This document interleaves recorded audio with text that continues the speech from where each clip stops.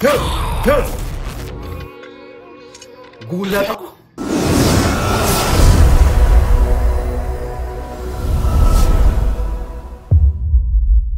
What's up guys? It's me, Tata Boy, and welcome back to my channel.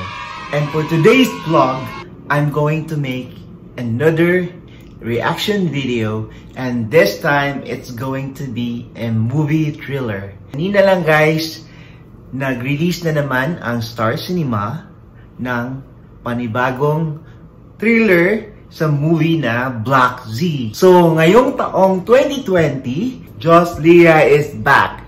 So back! Yes guys, kaya magdiwang tayo guys. But this time, hindi ito rom-com.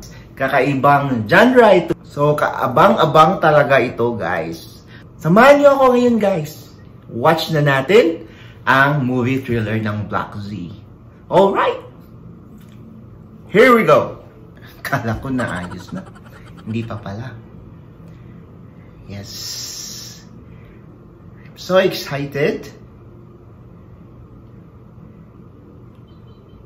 I can't wait to watch this movie, guys. Yes. Headset muna tayo.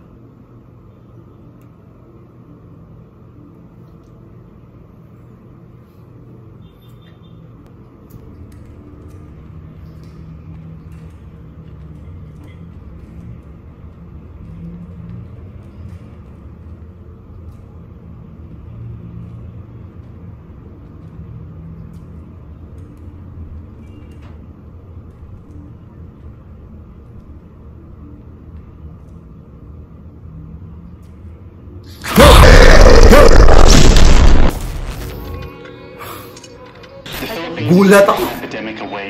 More than 2,000 cases because of the highly contagious disease. Nag-flatline na siya, Miles. Wow, ang galing ni Ina.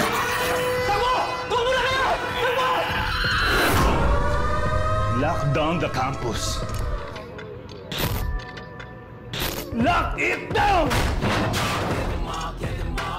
Guys, hindi na safe sa labas. Mas malaki yung chance natin mag-survive kung sama-sama tayo, kung magtutulungan tayo. Mas marami tayo, mas delikado. Wala tayong iiwan. Ha?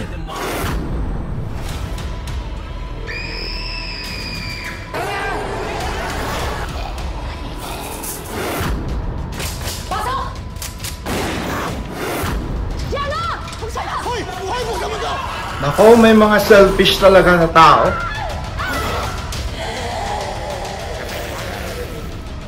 Ang astig ni Julia. Wow! Angas na angas.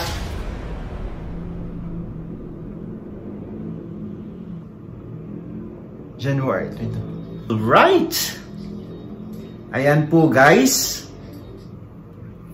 Napanood na po natin yung movie thriller. Nakikita ko naman, nakakatakot talaga siya. At yung angas ng movie, ang galing, ang galing. I hope that this is not going to be a pucho-pucho movie na gaya ng mga ibang horror movie dyan. Well, it's Michael Red naman yung director. So, I have a high expectations. And of course, Star Cinema guys. When it comes to quality film, well, ang galing naman talaga ng Star Cinema. Diba? Alright, so, sana guys, ngayong January 29, 2020, kita-kits tayo guys sa mga cinema. Congratulations in advance to Joss Leah and Star Cinema. I'm sure this is going to be a hit film.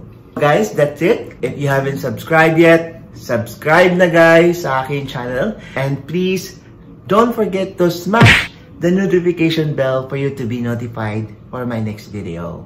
Alright! Thanks for watching.